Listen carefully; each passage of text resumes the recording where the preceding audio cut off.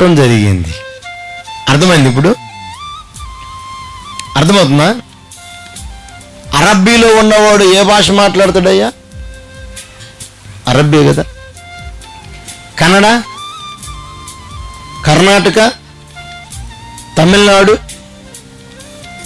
Gujarat, Maharashtra, Nepal, China, Japan, Pakistan, చెప్పండి, అన్ని ప్రాంతాల నుంచి ఇప్పుడు హైదరాబాద్కు వచ్చారు. ఒక మీటింగ్ ఏర్పాటు చేశాం.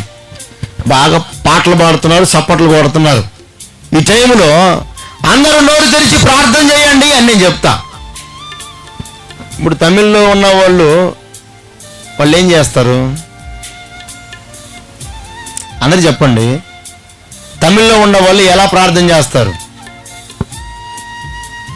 కన్నడలో ఉన్న వాళ్ళు, మరాఠీ వాళ్ళు, గుజరాత్ వాళ్ళు, పాకిస్తాన్, చైనా, అమెరికా, వారి వారి దేశ భాష చొప్పున ఉందా అక్కడ? చదివారా? 8వ వచనం చదవండి. 8వ వచనం చదవండి. అర్థమైందా? అర్థమవుతుందా? క్లారిటీ ఉందా అక్కడ? వారు వారి దేశపు భాషతో వారు మాట్లాడడం మొదలు పెట్టారంట. వాళ్ళ భాషలతో వాళ్ళు భాషలు మాట్లాడి వాళ్ళు దేవుణ్ణి స్తుతిస్తే దాన్ని తీసుకొచ్చి సంఘాల్లో మొత్తానికి వృద్ధి పండుగ భాషలు అని వాళ్ళకు వాళ్ళే, ఎవరికి వాళ్ళే వారి వారి భాషలను బట్టి, వాళ్ళ దేశ భాషలను బట్టి వారికి ఉన్నటువంటి సొంత లాంగ్వేజ్. ఇప్పుడు మన తెలంగాణలో ఏ భాష ఉంది? తెలుగు, రెండోది హిందీ. ఇప్పుడు నువ్వు ఎక్కడికైనా వెళ్ళే వరకు హిందీ మాట్లాడతావు, తెలుగు వాళ్ళ దగ్గరికి వెళ్తే తెలుగు మాట్లాడతాం, అంతేనా? ఇప్పుడు వాళ్ళందరూ అంట యెరూషలేములోకి వచ్చారంట. ఎక్కడికి వచ్చారు? అందరూ ఎక్కడి నుంచి? పృగ్గియా, పంపులియా, క్రేతియా, పార్దీయులు, మెసపోతీయులు, అరబ్బీయులు ఉందా? వాళ్ళందరూ యెరూషలేములోనికి వచ్చారు.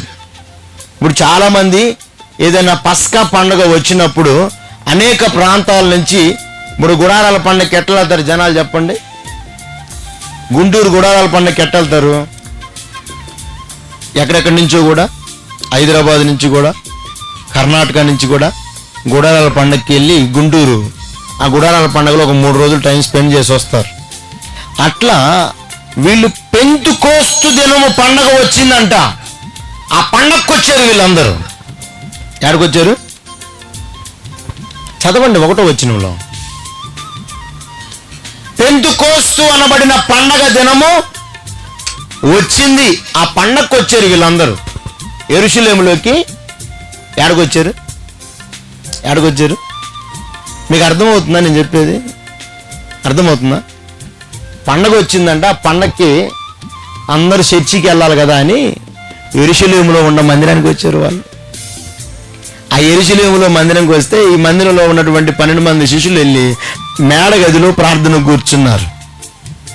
మేడగదిలో ప్రార్థన కూర్చున్నటువంటి వారి మీదకి బలమైన గాలి వీచి దేవుని యొక్క అగ్ని వాళ్ళ మీదకి దిగిరాగా, లేకపోతే 4 భాగాలుగా అవి విభాగింపబడి ఒక్కొక్కరి మీద రాలగా వారందరూ పరిశుద్ధాత్మ శక్తి చేత నింపబడి వాళ్ళు ప్రార్థనలు చేస్తుంటే ఆ చుట్టుపక్కల ఉన్న వాళ్ళందరూ అనగా క్రేతీయులు, పార్దీయులు, మెసపోతీయులు, అరబ్బీయులు, పొంతు, కప్పదోకియా, ఆసియా, వీళ్ళందరూ కూడా దేవుని ఆత్మ వాళ్ళ మధ్యలోనికి దిగి రావడం చూసి, అపోస్తులు ప్రార్థన చేయడం చూసి వీళ్ళందరూ కూడా ఆత్మలో పరవశులైపోయి వారి వారి దేశ భాషల చొప్పున వాళ్ళు దేవుణ్ణి ఆరాధించారు. గట్టిగా చప్పట్లు.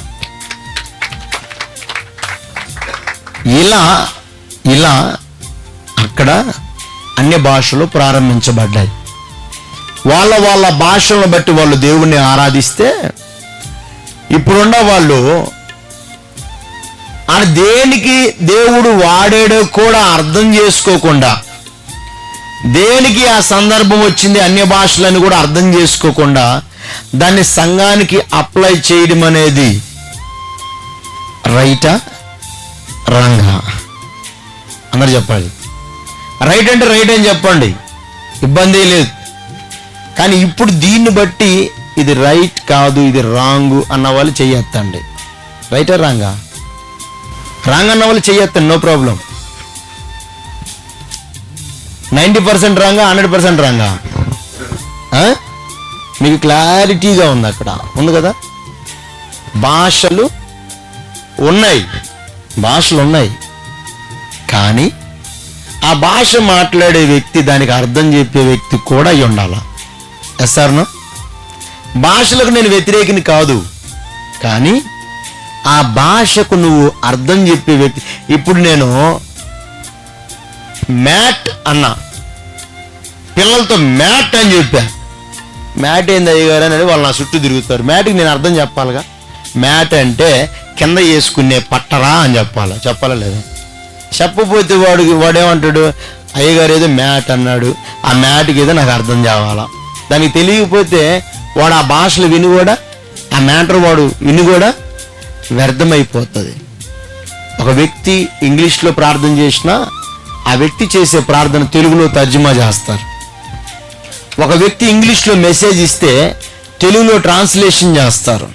అలాగే భాషలతో నువ్వు మాట్లాడేటప్పుడు ఆ భాషలను కూడా తెలుగులో తర్జుమా చేసేటట్లు ఉంటేనే భాష మాట్లాడాలి. ఎంతమందికి అర్థమైంది? క్లారిటీ వచ్చిందా? అలా కాకుండా ఒకవేళ భాష మాట్లాడితే ఖచ్చితంగా అతడు అవిశ్వాసి కన్నా కూడా ఘోరమైన వ్యక్తి అని బైబిల్ చెప్తుంది.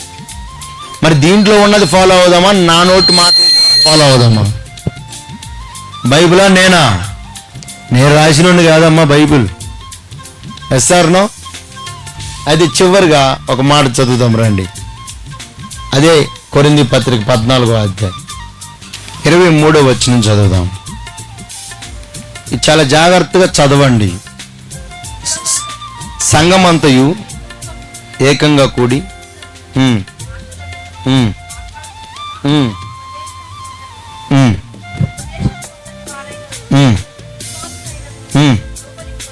లోపలికి వచ్చినప్పుడు వెర్రిగా మాట్లాడుచున్నారు అని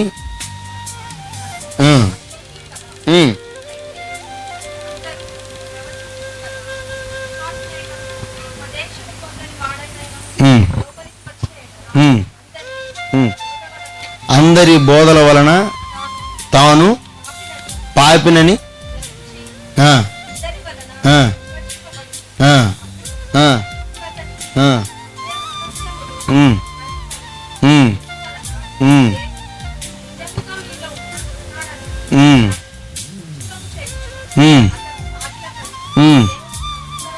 ఇప్పుడు చెప్పండి, భాషలు ముఖ్యమా, ప్రవచనం ముఖ్యమా? నువ్వు భాషలు మాట్లాడితే బయట ఉండవాడంట లేదు వెర్రి మాటలు మాట్లాడుతున్నారని ఆడే ఆగిపోయి దేవుణ్ణి విమర్శిస్తాడు. వాడికి ఏం అర్థం కాదు. క్లారిటీ ఉందా? అదే నువ్వు ప్రవచిస్తే, ప్రవచనం అంటే ప్రార్థించడం, ప్రవచనం అంటే తెలియని వాడికి తెలియపరచటం, ప్రవచనం అంటే ఎదుటి వాడికి జ్ఞానాన్ని నేర్పించటం. అందుకే యెహెజ్కేలుతో ప్రభు అంటాడు, యెహెజ్కేలు నీవు స్వరమెత్తి పలుకుము, ఎండిన ఎముకలతో నువ్వు మాట్లాడు అన్నాడు. మాట్లాడడం అంటే ప్రవచించడం. చాలామంది నేను ఫోన్లో ప్రార్థన చేస్తుంటే, అయ్యగారు నువ్వేది 2 మొక్కలే చేస్తున్నావు, వేరే ఆయన అయితే 4 మొక్కలు చేస్తాడు. ఏంది గట్టిగా చేయి ప్రార్థన. నేను గట్టిగా చేసినా చిన్నగా చేసినా నా మాట నీ చెవులో పడడం చాలు. ఆమెన్.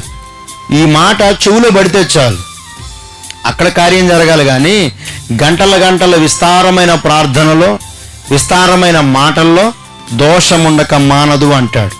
ప్రార్థనలో పవర్ పొందుకున్న తర్వాత ఏమండి, సిలిండర్ అంతా నింపబడ్డ తర్వాత కొద్దిగా చిన్నగా గ్యాస్ బయటకు వచ్చినా మండిద్ది, పెద్దగా గ్యాస్ బయటకు వచ్చినా చెప్పండి.